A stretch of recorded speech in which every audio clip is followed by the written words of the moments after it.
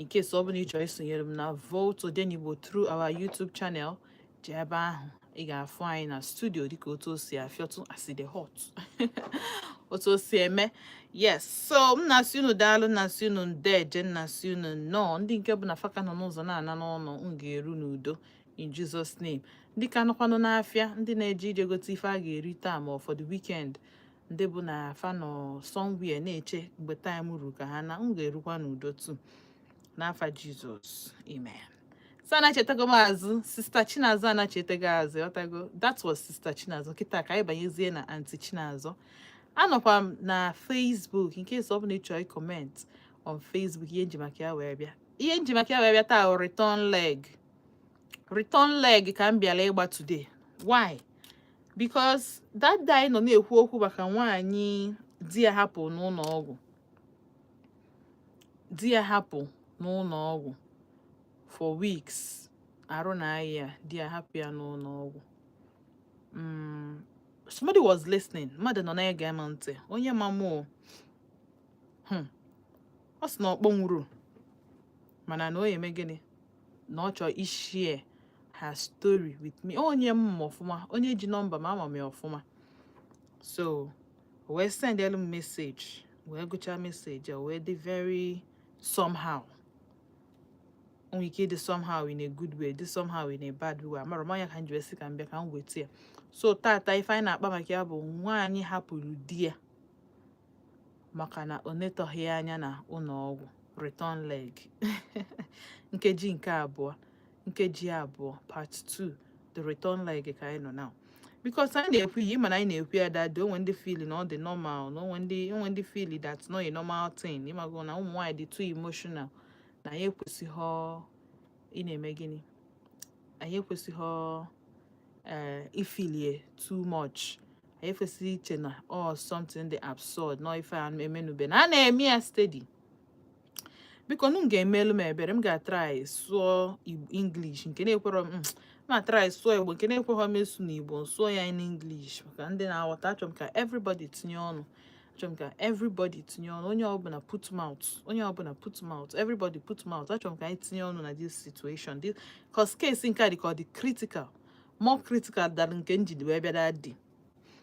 So onye nke a sị m, my co-worker ended her 5 years marriage over something most people would probably call small. Ya bụ na onye naanị ya na-alụkọ ọlụ, colleague ya n'ọfịs, si na ọma nnụzi di ọ na-anọ for 5 years. Ụfọdụ ga-asị na ihe a o mere o ji maka ya wee hapụ ịnụ di, hapụ di ya ọ nọ for 5 years na obere ife. She told me that in their home, abịa na ezinụlọ fa, naturally, it comes naturally. She took care of the house chores. Ya bụ nyanwa na-enodo na anya na azacha na ekpocha. She cooked, ọ na-esi. She did the laundry, ọ na-asụ akwa. She kept things running. Ife na-eme, nyanwa bụ na ife na-eme n'ezinụlọ ahụ. It wasn't something they formally discussed. Nana di ya dị akpa maka ya. She just does it naturally. Afere eju na sink, nyanwa ga-asị ya. Akwala eju na n'ụlọ, akwala eti eju na basket, nyanwa ga-asị ya.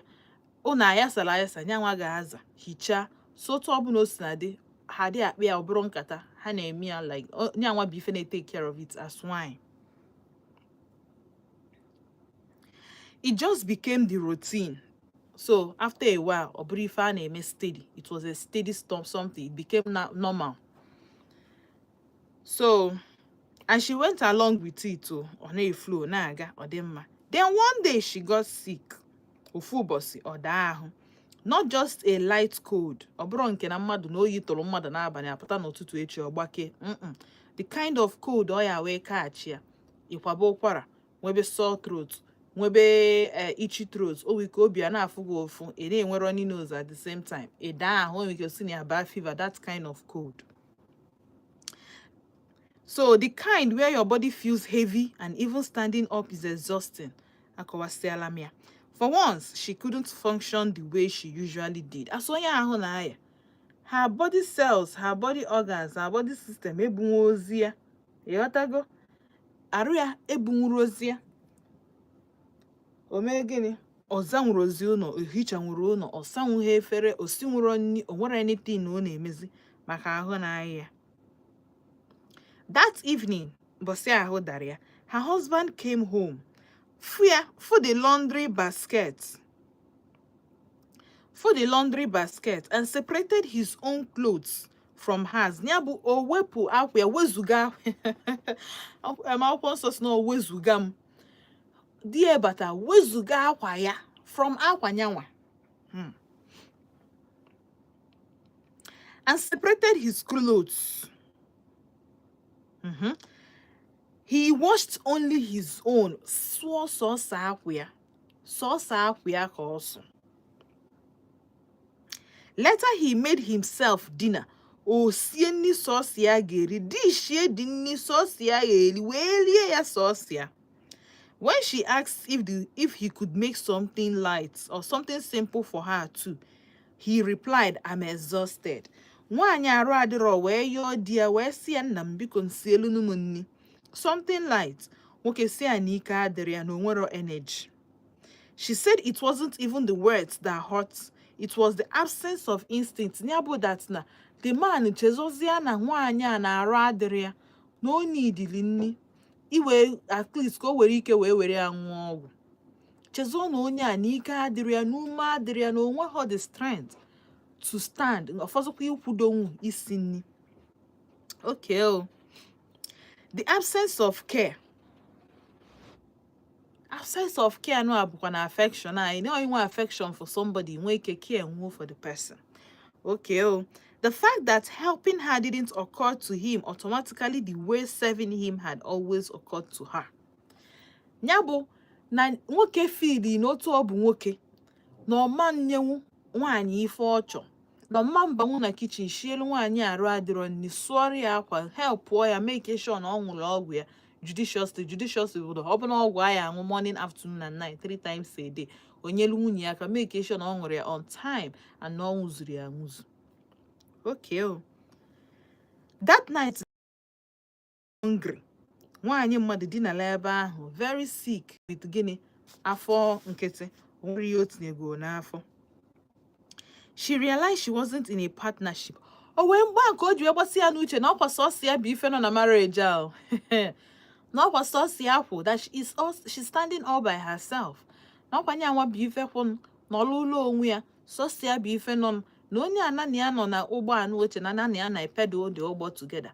Is on another ship shipping it because obviously I ga-enwelili ship ọzọ na ship amarom. So obviously she was in an arrangement where her labor was expected. Yes, but his effort was optional. Nyabo nwanyi mmadụ bụ ife dị mma ịgba mbọ. Nyanwa dị mma isi nni na mgbe ogo ji realize ya na ọkwanụ marriage fanụrụ bụ na ha anụgo na nyanwa bụ ife ga na-arụ ọrụ niile. Iru ya ọbụla gbasara nyanwa na nke nwoke nyanwa mana o ruo na nke nwoke arụ ọsọ ya. Ịsala onwe ya akwa na o decide ọ bụ the option ọ ka bụ na anyị nyere option okwe na edi. So the issue bụ that na nwoke decide that na nni a na o ya esi ya mana ọsọsọ nke ya ka o esi na nwaanyị anyị eri ya nwaanyị enweghị any right isi ya shi na nyanwa ewu kwesịrịkwa na asụ nwoke odogwu asụ nwoke bụ nwoke o kwesịrị ishiri nwaanyị nni. People think love disappears in dramatic arguments or explosive fights, but sometimes it fades in moments like this when someone watches you struggle and chooses convenience over compassion. So now some of the times, when full message and say true, sometimes I know can the mother say here meronya ajiwe soap with nwunye bụ some no from an irreconcilable differences. People if na father anụ for your soap. Yes, because a lot of couple do not fight. Had they anụ mana ịnọkata enu na divorce. A lot of couples adị anụ ọgụ mana ịnọkata enu na gịnị me na divorce. All cases like this. Or mmeso nwaanyị ga-emeso mmeso nwoke ya emeso nwaanyị like this na akpata nwaanyị pụta okwechiri ụmụ nwaanyị na-hold down relationships. Ụmụ nwaanyị na-hold down relationships. Ụmụ nwaanyị na-hold down marriages. mana ọkwa ifo nwaanyị nọkọta asị na ọlọvụ gị ọlọvụ kwazi gị. Ụmụ nwaanyị dị too emotional. Ịghọtago? Ọ sị na ọ dị emezi mala amalụ na gịnị mee na o nwego ife meenụ. Anya nwa na onwe ya enego anya malụ dat na ife anụnwa kịta otu o si wee mee na onwekwa otu ọzọ ọ ga-esi wee mee mbọsị ọzọ na-abụrọkwa otu a. So right now ajụjụ anyị ga-ajụkwa kịta bụ na onye nke a bụkwa na 5 years marriage o.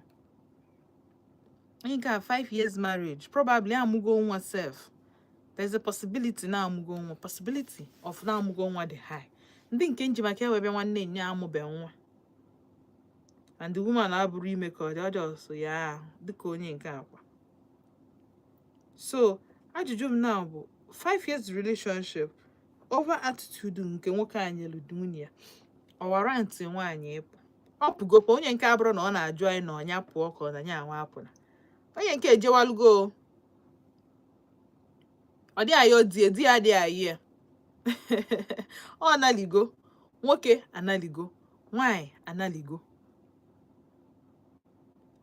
Mana anyị nwa bụ ndị bụ na anyị ka na-etonite, anyị ka na-asa n'afọ, anyị nwa bụ na anyị ka na-ekwu okwu na anyị anụ di.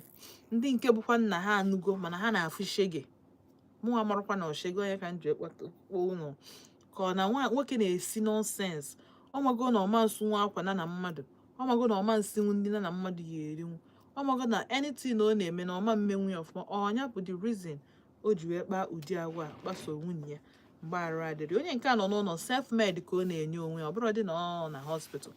The man na-abata everyday na-agbakọ di ya n'ụlọ, fụ ka arụ si amụ ya jijiji, fụ ka ihe na-eme ya si eme ya. Nke a bụrụ na ọ nọ out of sight, ọ nọ in sight, fife niile na-eme. Nwaanyị ya ịhapụ this man, ọ ya bụ the best thing. And ụdị ndị dị otu anụ, kedu what did they miss? Because you cannot tell me that na nwoke shinụrụ gị ni ije n'ụ ya, ọ naghị asụnwu akwa gị ije, like enwere any sense of care. Ka anyị hapụgodo ego, amarọ m ụdị ndị amaghọ m na ha na-enyekwa ego cha na-ewepụ ike enesi anya ike ọ bụrụ nwaanyị bụ ihe na-akọkwa nri. You can never tell. Ụmụ nwoke shiri ike shikpasị ya ha dị egwu. But ndị oyibo shi gị nọ nonetheless, ihe na-emekwa na-eme gịnị na-eme. Ọ pụtara na nke nwaanyị a ma ọ na nke nwoke a na ha afụghị onwe ha ọfụma, ọ na ha afụghị onwe ha ọfụma. Nke nwaanyị ọ na ọfụrụ nke nwoke ọfụma tupu ha anụọ. Kpọọ m na 07060485853 ma ọ kpọọ na 09155708347. Hello. Nnọọ. Uhuruchiọma ka eke ime. Ike si nọ nnọọ.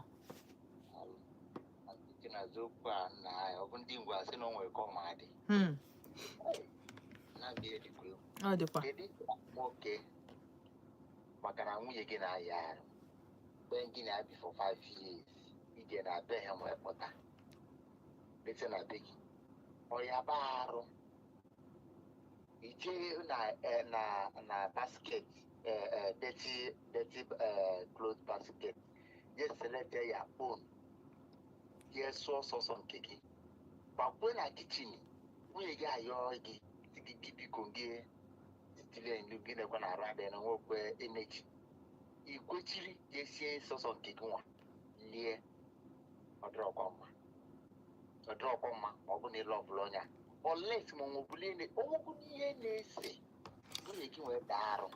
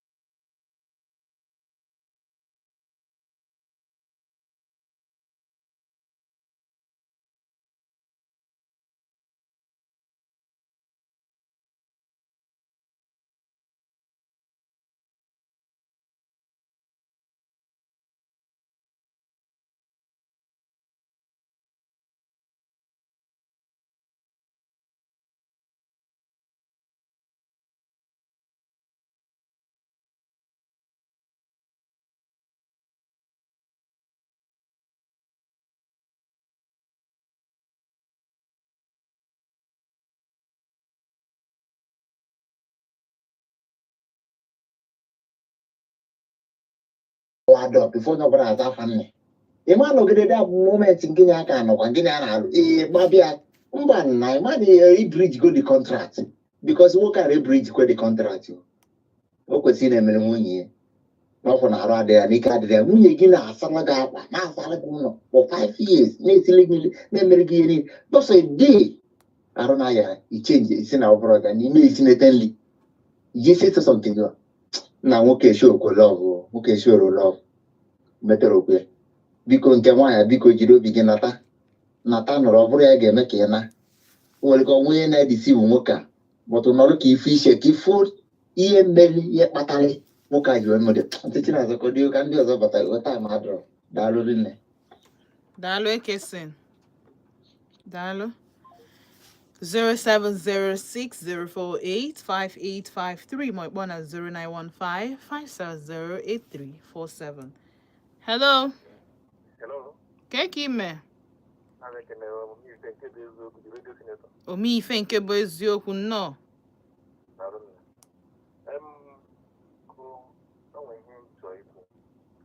This very adulterous attitude is like utmost like individuals, most individuals.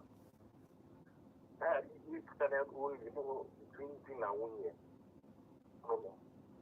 Maybe now working and we're going in here. We got Malaba, or Putty and wine, and we're working in here. We don't get also that about that, what to say that as well.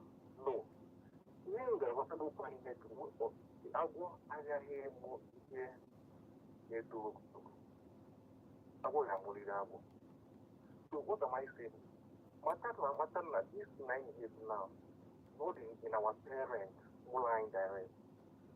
Do you believe that when I'm not that one day, only an eye or no till a good deal or send you, or no galfa, on of no. Then, believe me, the don't win out through good in the Cotonoya. What's the hand in here? Doya. Who is with you? When you are going to be Doya. What do you mean? What do you metro? That can be Agua you here to go. And I want to do of this start.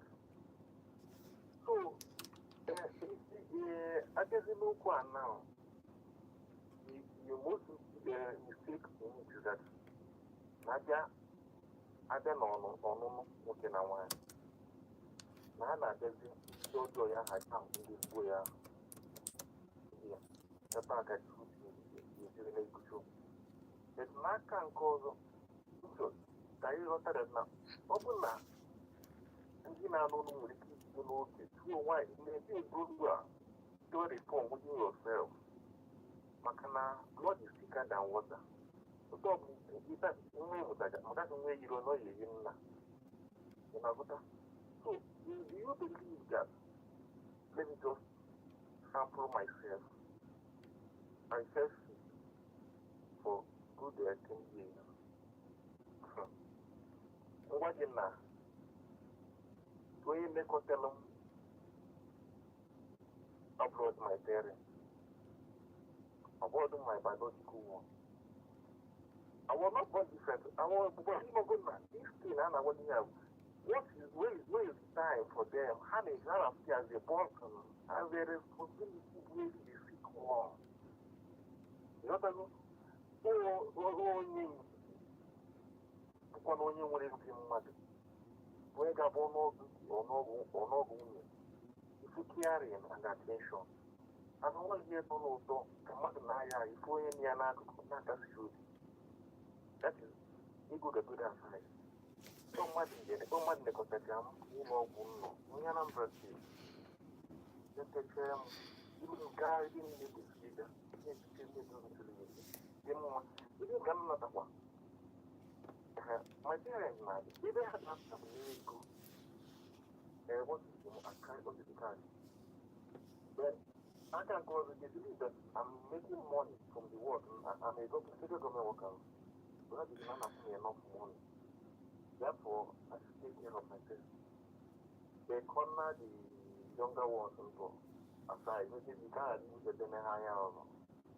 Then, in the other hand, I have at times, and I told people, in a deadly one for Maka, one have brought up. And then I'm just plan a simple sense. Yeah, I do now. I can well sort in there. If I have a son there, you want me to see him to see me and the hunter. I need you for no one there who could have no more. May seek for help from elsewhere. I don't want to know spend up what the money is to install the issue energy. When you look at them for good things, you know, you can't be when you're on a general market, no one is no one. I feel like you never saw no Naja in someone. So, the one you have, you feel like you what are you going to do? Some do what the man. I jump on a 14 of my parents. I'm not sure when I got somebody like that. This time, I was going to think it's December. That year would go down from club down, from club down. So, I'm a watch anyway. Can't be from God. What do I do when I do my mother to have him? So,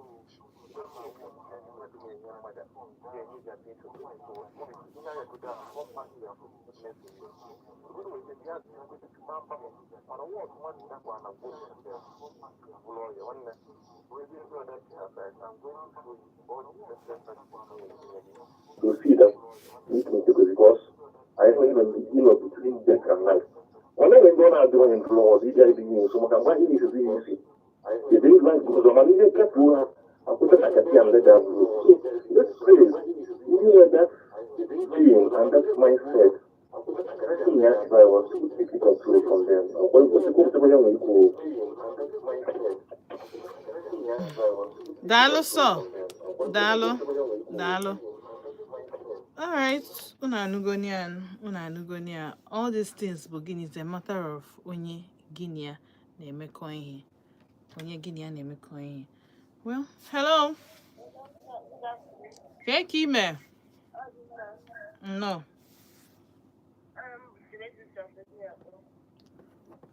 Afa gị bụ gịnị? Chioma from Transekulu, no.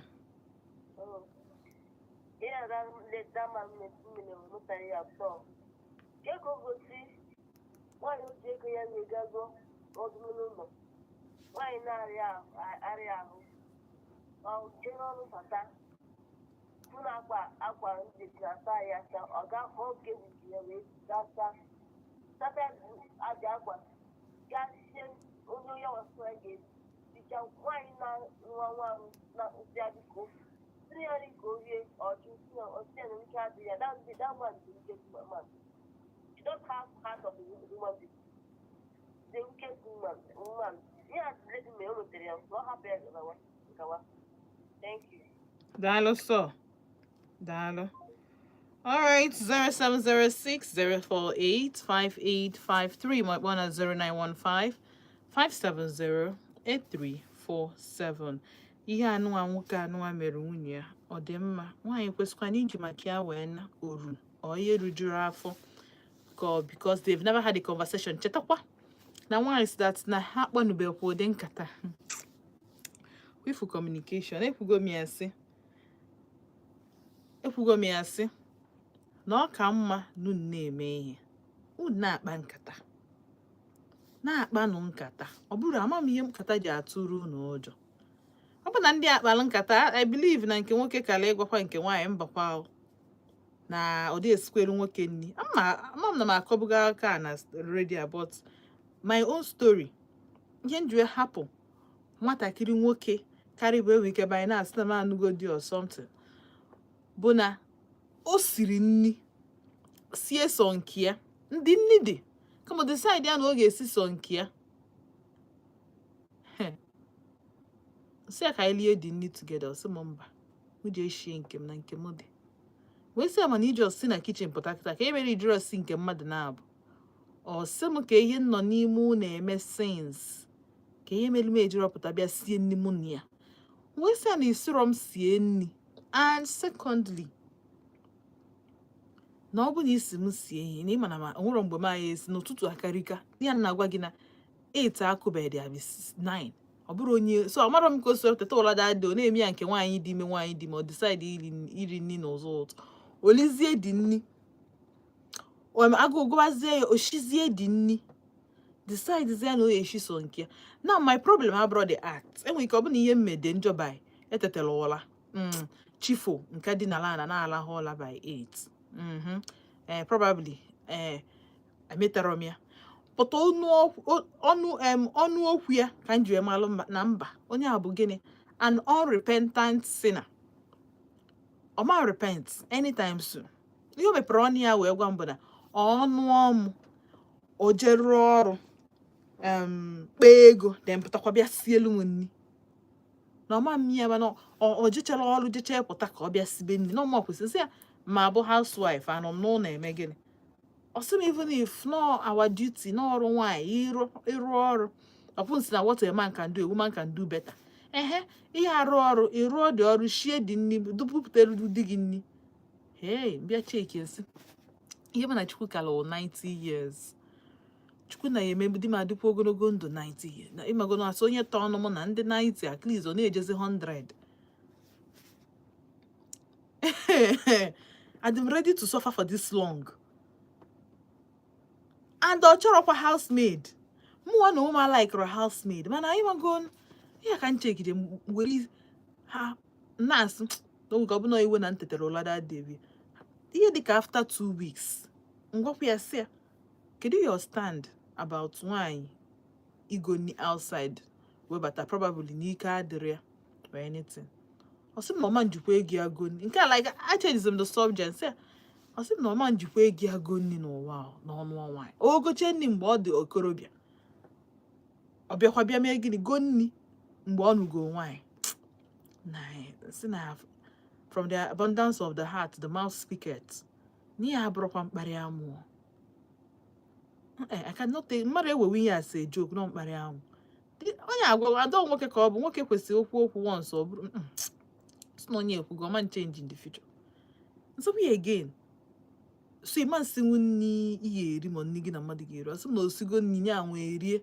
ọfọsịkwa anya anwụ isi nke na mmadụ ga-eri sitọ ose etie mba ọ na maya eme nkwa na maya eme that day o shiri nni a ebe m akwa because ịmago na onye ịfụ na obi unu abụ nabata si onwe unu mana omume karakta m jọrọ njọ nke ajọ anọ m holiday na oge ịgwasikwa anụ ọ na-beautiful Sunday morning like this mmadụ ga-alarụ ụra n'elu bed larụsi ụra ọfụma onye nke a tete si na ụra na nni ka ọ chọrọ iri mgbe ọ jụ echiche dị mụnwa tetekwuo sị na ncha ili nni osi ọsị m mba mana onye họm nni na-agwa gị na-ebugide m ọnụ from that morning till 1 p.m. na-echi ya nsị na oye ekwechiri m si na oye eshikwa nni a sị na oye esi disi ọsị m ka nni ori digest ya nchegide obido nenewe film ọsị m ka oneneche part 1 a na-enene di film ewele ọkụ wee sị nwanye ji ashim na ụra na-achọ ka ọ lalụla ka o tete ọsị mba na mụ na onye a nọrọ agụụ ga-egbu m onye na-agwa gị nwaanyị agụụ ekwebego m ọnụ agụụ na-ekwezi m ọnụ nke na-adịrọ mma a na-emezi buying and selling n'afọ m dị anyị nna awọ ndazi sị mba ji nwa ya ọgwụkwọ onwe m okwu jikwa nwa ya ọgwụ onwe m okwu so a lot of us adị afụ sometimes nwoke kwuo ihe ọ na-eme ini ya and ihe na-eme ụfọdụ anyị n'ime ụmụ nwaanyị bụ na anyị na-agbasi mbọ ike ka nwoke fụọ anyị for what we are or who we are or whatever we are marọ o mezie gị na-eme isi the part where nwoke kwesịrị ịbụ a caregiver gụọ ya onwe gị ya bụ ụmụ nwaanyị na-ata nwaanyị na-asụrụ gị akwa na-esiri gị na-aza like 5 years this man esibe nni na ana m agbakọda atị ma many days dị na 5 years 5 years this man eshibe nni ọsụba akwa probably ọzaba ụlọ ka m na-agwa gị ya osibe nni ọsụba akwa ọzaba 5 years then one day ya kwesịrị times bụ 365 days by 5 ọgwa gị how many days this girl has been strong then one day ahụ ya isu nwere ahụ ya isi nwere ori ya nne oyi eri ka o wee ṅụọ ọgwụ. Adị m sure na ha nọ n'ụlọ pọtị, ụlọ dị deti, maka na nwaanyị ama nkwụnwa ọtọ za ụlọ nke nwoke ama nzanwe ụlọ. Enwere ike eje na ilo mbara ilo ọ dịzigo ka ebe a gbara ọsọ anya because ịza ha ogodo ọ bụ na during harmattan ma dust ma ihe ọ na-ekubatasị n'ụlọ ilo ebe niile ga-abụcha dust, ebe niile ga-adị ka ebe a gbara ọsọ anya. Ọ ya dị ka ndị nwe ụlọ aha n'obodo oyibo nwere onye na-azụ ụlọ, nwere onye na-eje, nwere onye na-take care of it. Just one day. So achọrọ m ịma enyego gị dị just mee gị na imejọrọ gị ihe nwaanyị gabiga in 5 years, how much more in 30 years, 40 years, depending on how long Chukwu nye ha n'ụwa. So na this lady erigo 30 years or 30. Ka were na ọ dịgo 35 years or 40. In the next 30 years ọ ga-adị 70. Ọ bụ na 40, 35 years ọ ya adị 65. So ihe a ka o ya emegide till whenever. So ya bụ nke nwaanyị hapụ 5 years marriage ya ọ ka mma, ọ ya bụ the best. Nke nwoke na onwe ya si na ọ dị emenwu anything ọ na ọma mmenwu ya because odogwu ama mgbadatanwu ime gịnị imerụ nwunye ya those things. Ka ọ pụtara na ọ bụrụ ihe odogwu na ọjọọ sị nọ na ọ maghị eme ya na ọ ya emenwu ya eji ya wee zụ ya mma ya azụghị ya nke ka ọ bịa dịwa domesticated. Kpọọ m na 07060485853 ma kpọọ na 09155708347. Mma eji ka ndị kpọchara obere egwu nnachita azụ ka ibidokwa ebe a kwụsị. Chọọ m ịzụchara obere afịa o ka ọ dị ka a na-eme nzụchara obere afịa nnachita azụ. Oke ka nnachita azụ nnachitezi azụ mee gịnị mpiki oke ọla unu ọ adịkwa ka a na-eme ya na-agakwa ahead because ife anyị nọ na ya bụ gịnị ahead ka o wee dịcha mma. Ha gara ebe ọbụla ndewo. Girls in my crib, 0 Snapchat, 0 Instagram. Yo, they wanna know. Everything for you. Vote 104.3 FM.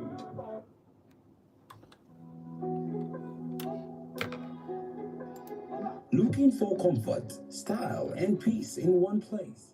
Welcome to Hotel Sunshine, your true home away from home.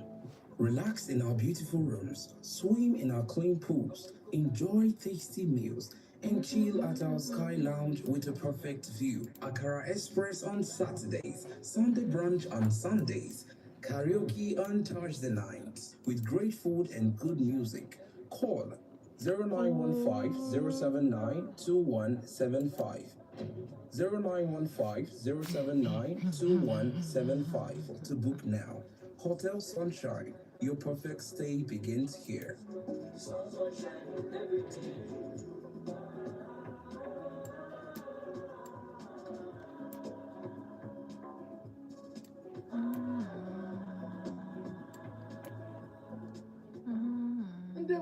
Jesus. Hey! I'm Mama Mackenzie Udosson, aka Madam Teresa, all the way from Maka. And I'm ODENIGBO, he made both. 104.3 FM. You go. Can't wait for the weekend? Not to worry. Stay connected, stay powered on Facebook. It's Volt FM bringing you the best music, hottest shows, and all the trending gist you love.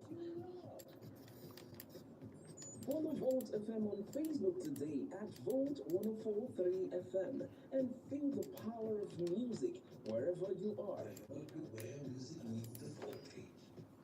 Don't just listen, join the family. Every day now, holiday. Oh yeah, day. Oh yeah, day. Oh yeah, day. Vote 104.3 FM. Ifukwa na-elechasị nwa bụ ụwa mgbede afịa ka ọ kpọsa ọ na-elekwa my people kenke na-eme na it's your boy Kola bụ onye mụ na-epasa ebe a mụ na Aunty Chinazọ na Odenigbo. Anyị nọ na Volt FM 104.3 ọdịa. Vote 104.3 FM.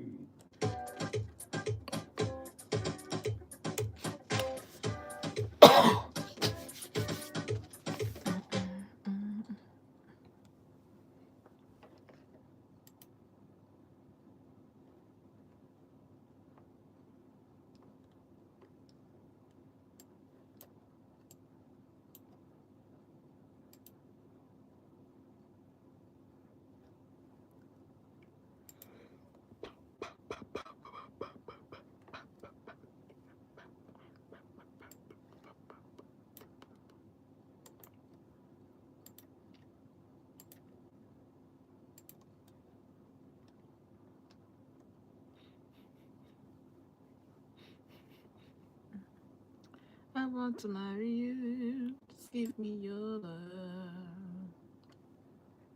Just give me your love. Just give me your love. Just give me your love. Ifama, Ifama, Ifama, Ifama, Ifama, Ifama, Ifama. I want to marry you. Just give me your love.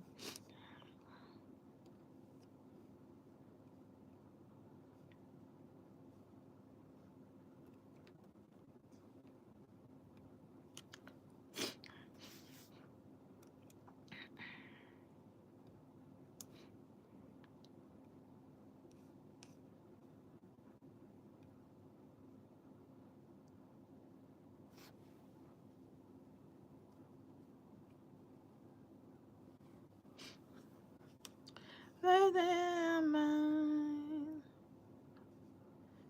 Ifama, let me know you're mine. Let me know, let me know, let me know, let me know. Mm-mm-mm-mm. Let me know, let me know, let me know, let me know. I know you're mine.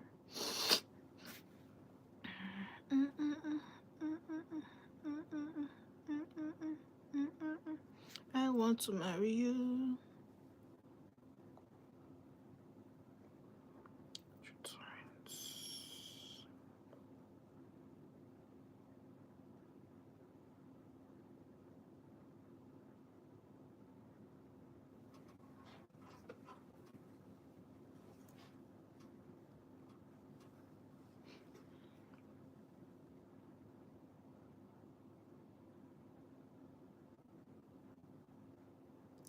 Baby, I'm serious.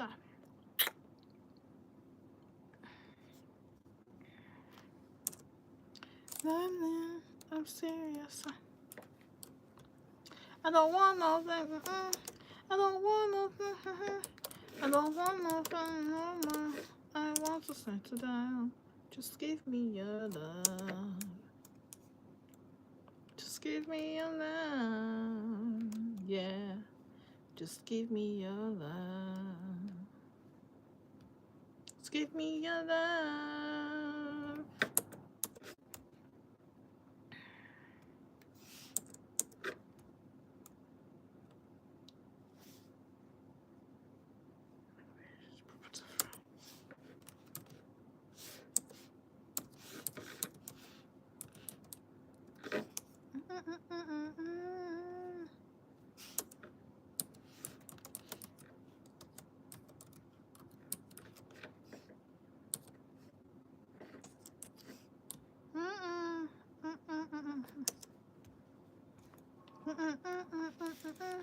I don't want no things around.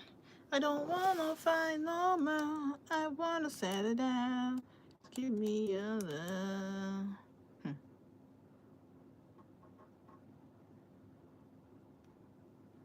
Just give me your love.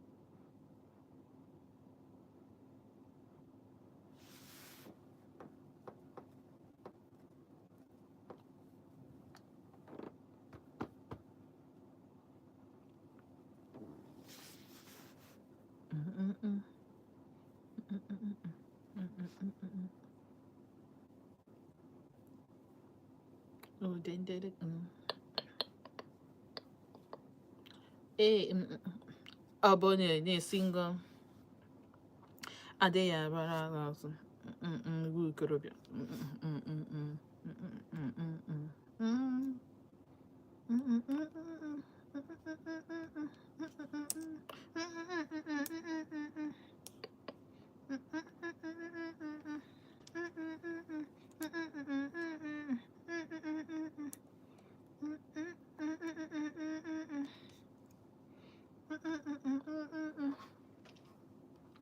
Sochukwu, ọ bụ na onye ka anyị na-atụ ụjọ ya Sochukwu.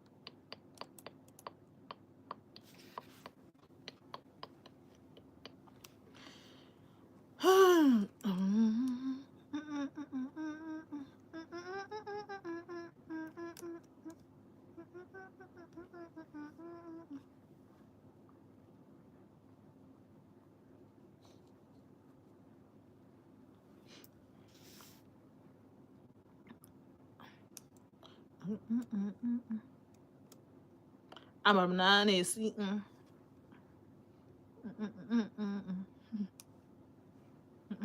eluigwe bebembe owo bebembe bebembe bebembe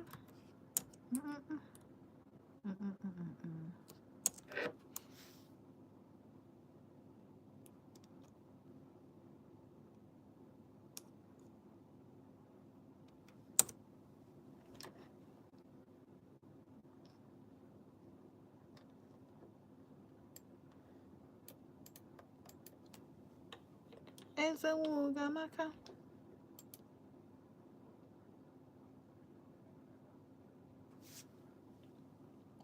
ịghọrọ njọ enu ụwa ga-ekwu okwu ijọrọ mma whether you fine or no fine eze nwuga Maka ngwara m nwuga Maka the second say throw my heart away this beduna papawo nobody ugly nobody mechi is about what that's kifabuchi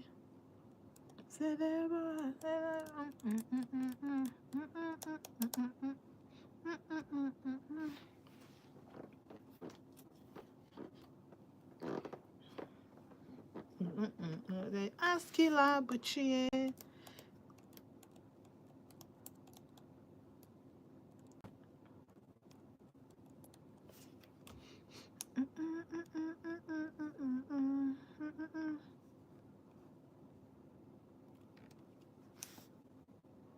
Imarama ewage wogu ijalanja eno wage wogu Imarama whether you fine or no fine eze nwuga Maka agbara nwuga Maka adị ya wenji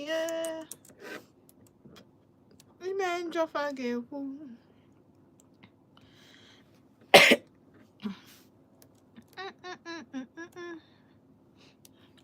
agbana onwe ọ ga-abụ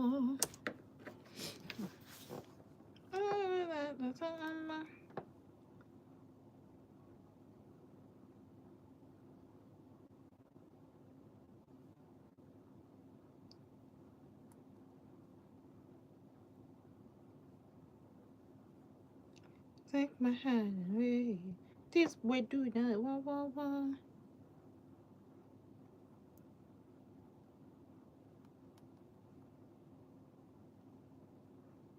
Ask you that. You matter, man. Oh, I get woo. Ijarojae.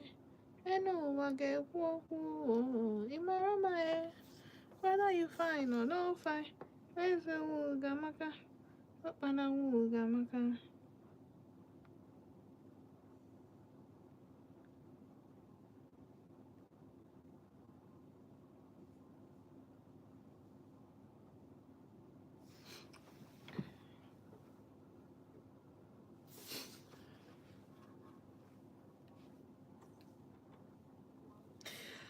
All right, sana cheta mazuna Volt 104.3 FM. Dalu no.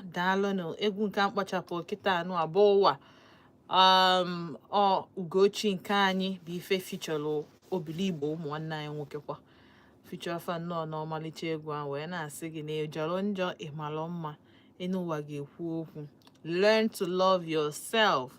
Sometimes ụmụ nwaanyị ọ na-abụ ụmụ nwoke na-eji eme ụdị ya na wonder na ọfa na rush dị ụmụ nwoke a ka ọ gịnị kedu ihe melụ nwoke ya eji wee pụta filie na nwaanyị ama na hapụ ya maka ụdị omume kedu ife ga-eme nwoke uche ya na-asị ya na nwaanyị ama na hapụ ya maka ụdị omume ọ na-eme kpọọ m na 07060485853 ma sonye m na Facebook or YouTube channel anyị bụ Vote Odenigbo.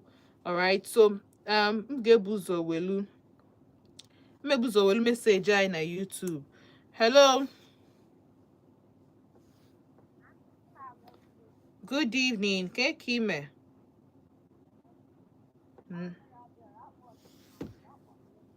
Oh, Mirabelle, no. Keke ụbọchị taa mekwan. I do you. Gani.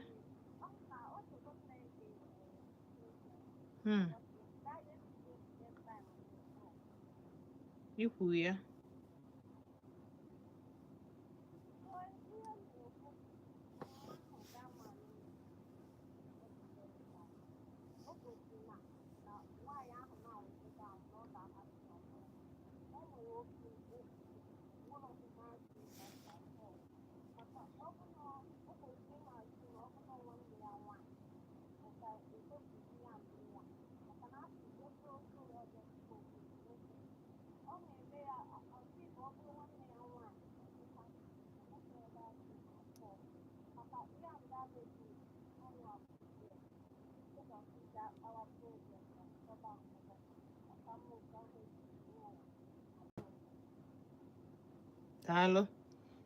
Daalụ. Alright, ọ sị na ọka moto osu wee pụọ maka na gịnị me na ọjọọ mewe case ma ọ kpawa ogologo akụkọ and all that. Alright. Hello. Good evening. Kekime. Oh, Uju from Ogwu. Okay, side in Ogwu, you know. Okay, side. Oh, that's before you roll step. Yes. No.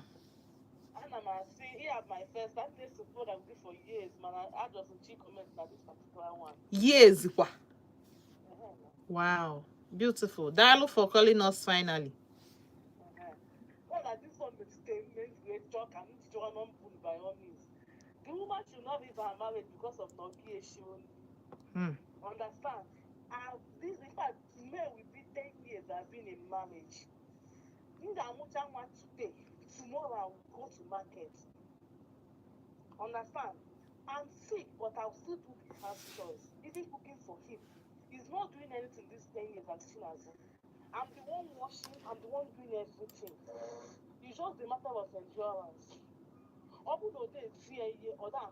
There's no way game was not come up with a marriage. It's not done that way. Marriage has put a child's free. We are there to manage. Some now friends influence they be young. Or outside friends may be near. Yes, when I talk that thing. If you didn't have that that of patience, you cannot stay in marriage. That's why I'm my 10 years. I'm just 32 years. But 32 years, my work He did 22, Nudi. Okay, I'm 32 now. But I'm managing for years. Your money. Even look at my daughter, look at my second daughter. That should be on October. I was traumatized. October last year. Yes. Wow. You need to see me. Depression, me, anxiety, fear. But I still stay. I chose to stay because of my children. If they're doing you working in today, imagine single girl time and losing. What I go? So now this now just endurance, tolerance, banana, management and patience. So now marriage here for what? Because I don't want to she won't the one who she did my husband it no. But I'm still there in the marriage. Once no date to give or that could go na ego. I mean if you arrive and go on, be happy set. Often I need a live than very fine. Understand? I have my own contribution. She should not even try to leave her marriage for anything because of no she was. I've been sick even as I'm talking to you. Also that she from Kani coming back now. I'm still doing the house chore, but I'm from hospital to do kind of matter now. Understand? Why must she leave her marriage because I see she won't know now? I will just do a child spray. She should just forget about it and move on. That's my own suggestion. Dalo so. Okay. I almost joked there. Okay, no. I'll see that now she has been managing marriage, yeah, for 10 years. DA also. Because also na DA may travel. DA also. Sometimes so see ni DA manly. Why would she leave a marriage? 0706-048-5853. Hello. Hello. Hello. All right, so major go to our YouTube channel. Can we messages side? Chuku my brain Charles. Thank you for. Odenigbo. Good evening, Auntie Chinazo. Your hair is beautiful. Oh, I love it. Thank you so much, Dalo. This means that there is no love in the marriage. The woman is just a slave in the marriage. But it is not an enough reason for the woman to leave the marriage. Okay. Nwanyi bụ slave. No, nka ha ncha sicha apụta. Akwa mecha na-ekwu okwu slavery na ndị colonial master slave la anyị na-achọ otu anyị ga-esi wee pụta mana anyị ka nọkwa na same na mmadụ na slave na marriage, but it's okay to stay. Okay, ọ bụ slave but it's not enough reason to leave. Ngwanụ nsogbu adịrọ. Nwa atụ Amechi daalụ sọ. Onye jekwa Cecilia sim, good evening Auntie Chinazo. Do you know that some people are naturally selfish and self-centered? Nobody learns left hand at old nobody learns left hand at old age. It is unfortunate for that lady to have married such a man. I pity her. Okay. Cecilia, so if you check further from his friends, you will hear what his friends are tolerating from him. Let's forgive him and try and talk to him if need be, or better still, take it as the worst in marriage. Okay. Hello.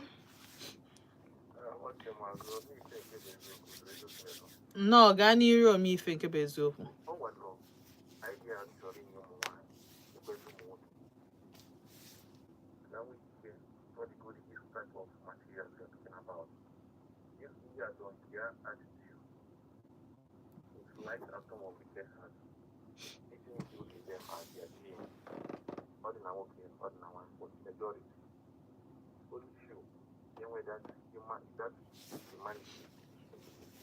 Now, if you told me this type of people, I'm not going to you know why you told that man. He get member. He may lead to marriage.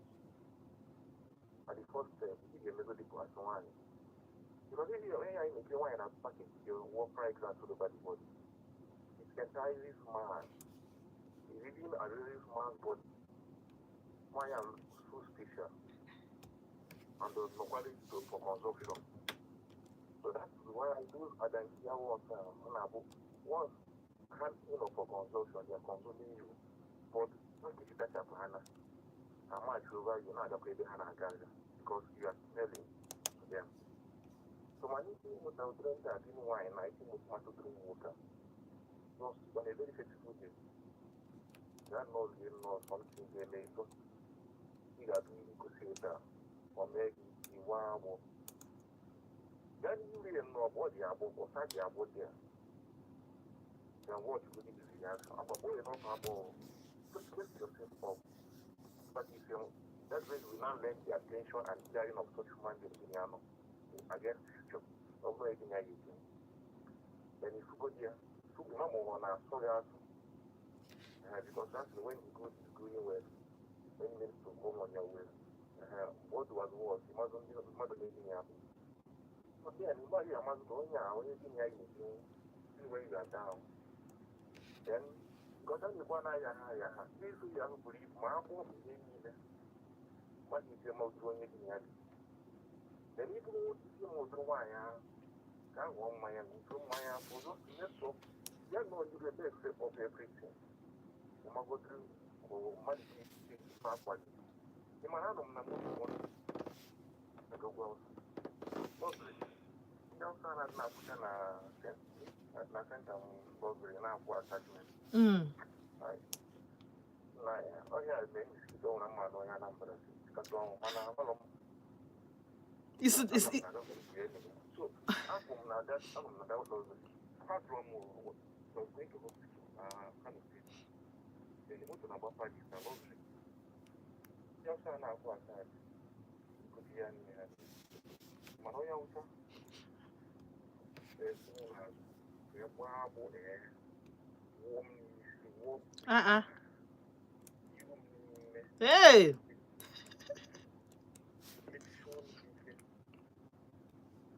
One lady no. I know one lady you are to go to the one. Only a care, so I am connected to only go see the Mano.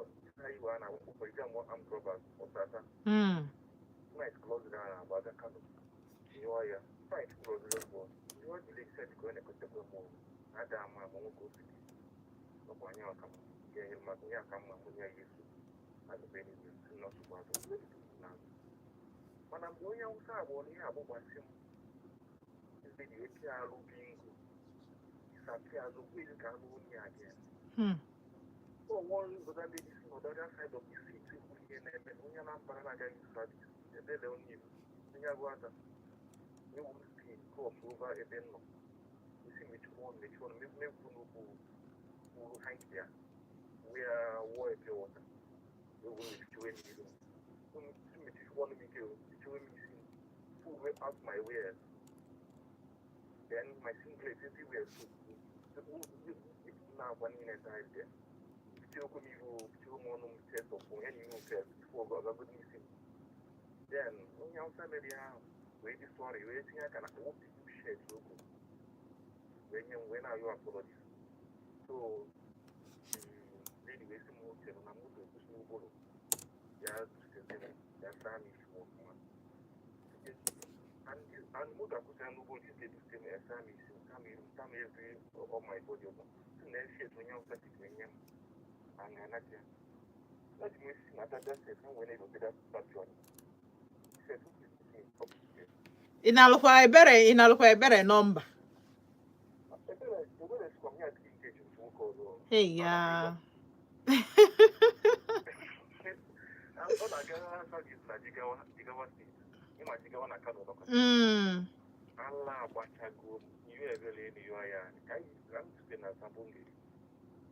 So, and that is in our hospital and can open a wall divine. Now, I thought, well, I was not in the going on. You know, I'm not from that side, that Castina Road, kind of the devil was there. And I lost her number. Can not ever phone to me. Then I only give him a comply. Because only a money. No Tibala, a number is so that's but I would think you get that because taking in pictures here when Nana. Even what's Maka, about it like for the exit trace here with that. I'm on them trace here. But then I went, I don't used to this Android. My phone was a million as an artist. There are time that big phone because I want money all the time for. Kehi nalo. I don't know how I do like you. So what I'm not saying is that it is. Can I run? I can post this here and I can see it. So it's like you say, I'm going to down. What do you need to do down now? You're going up. So, yeah, these 2 tips here, you know what you go away. After I go there, you might go to Brony. How come over? I'm not. I join you, Siggy, Kehi nalo. Oh, when you call go, I know I do a Kehi because I just wonder, only you wear Android phone, Kehi, what do you do for a living? All right, so me were message him na Facebook. Good afternoon, Auntie Chinazo.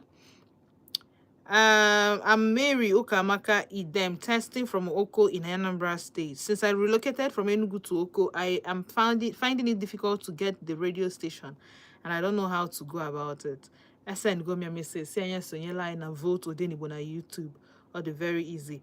Utuma Matthias also on the same way. Don't want that Chinazo. Kedu ki mere nwannem. Ejimaka na ọ na-aga nke ọma. Daalụ maka ọrụ ọma gị daalụ. Abụ Matthias sitere na Ọha Ukwu, Ebonyi State. Daalụ so Matthias. Daalụ. Hello? Okay, biko ebe a ka m ga-abịa na njedebe n'ụbọchị nke fu na-ejiri hallback wee gbuo m na mgbede a. Daalụ so, daalụ ka iso nọnyelụ m n'ụbọchị nke taa. Daalụ. Yes, omenke bụ eziokwu. Your experience is beautiful, but unfortunately, I better not go deep. But if we go one thing with perception, the last thing we got Hapulu was perception. Obro na ndi Anambra amaka, obro na ha na-emeka ofuma, obro na ezigbo mmadụ juru ebe, but one person, amarom na onye or the first onye Anambra na-meet or second, but according to him, this is the second because onye na-enedekwa ya ebe ọ nọ na hospital bụ onye Anambra. Hancha taking proper care of him. Perception amaka.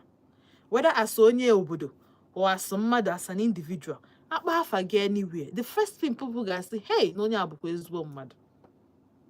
It doesn't take anything, just a little kindness.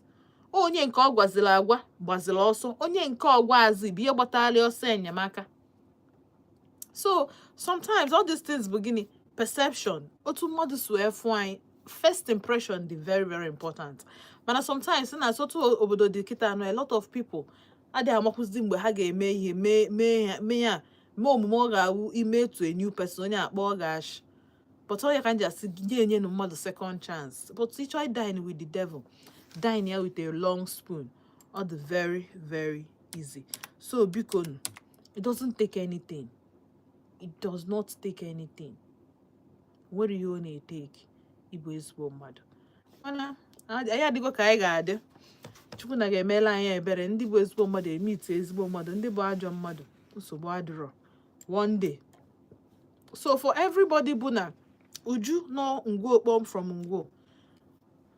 10 years, probably the too young to even decide ụdị nwoke ị chọrọ ịnụ. Amarọ m ihe mee ịnụ ọdị na 22. But marriage ekwesịghị will manage. I'm an obero bed of roses, but I don't think no way ekwesịghị ime nwoke ishe na ọmanli. I hope your bag man not there for you. It's not a good advice for giving with that kind of a man. But then, I mean, so long as no one had it to give one. So bad draw.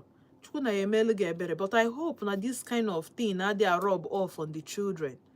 Come waka happy ije, one waka happy ije che ni iri na Nwanyi rocha ọtọ. Ihe anyị kwesịrị na-akụziri ha as onye go through that experience. Na Nwanyi kwụrụ ọtọ ga through the hack of ịga afịa shie nni. Probably gị wana ewetekwa ego nni. Nwoke amanli ya. Ọdịrọ mma. Kụziere ụmụ Nwanyi, kụziere ụmụ nwoke. Tell them how to treat their opposite sex, opposite gender, correctly, rightfully. Because obu no nwafa, ma nwa a man like here. Kechi ne buru boso zamu nunu gano na Vote 104.3 FM. Chete ne echi ne bi ije afia. Dewo.